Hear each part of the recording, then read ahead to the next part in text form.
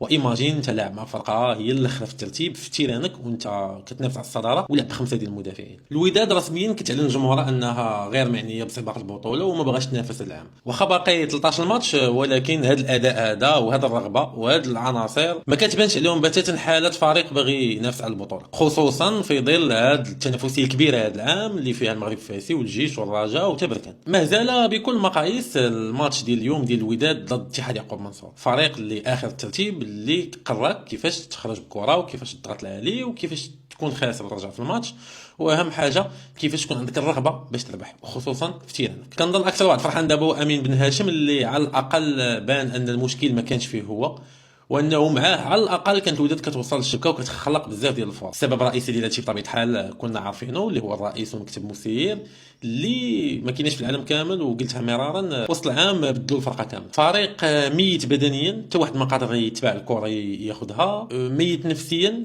كتبان لك ما عندوش رغبه انه يربح، واصعب هذا هو انه ما عارفش شنو غادي يدير او شنو باغي يدير. في كره القدم الا ما جريتيش ما يمكنش لك تربح وما يمكنش لك تلعب مزيان، وطالما لعب الوداد ما كيجريوش وبالتالي ما يمكنش لهم ينافسوا الفراقي اللي اليوم ولاو كاملين كيلعبوا بريتم طالع وكاملين متطورين جدا تكتيكيا.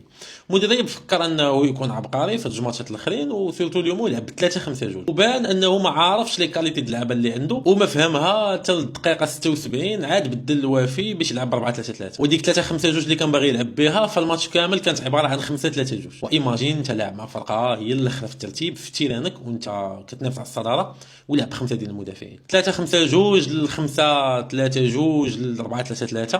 هادشي كيبين انه فريمون كادران الطاقم ديالهم ما عارفينش اش كيديروا. ومني كتلعب مهاجم قصير اولا كتلعب مهاجم وهمي بحال الناسي فراه ما كيدخلش الدماغ انك تلعب على لي سونتر وانك تبقى ديما تقلب على الكره طوال. وما فهمتي هاد اللقطه حتى هي حتى لاخر الماتش فين دخلتي كوليبالي اللي بين واحد 3 4 اللقطات انه لاعب كيضحي بدنيا وكيحاول يدخل في كاع لي كونتاكت. الوداد خارج السياق واخا بدا لعب مزيان. نظركم شنو هو الحل؟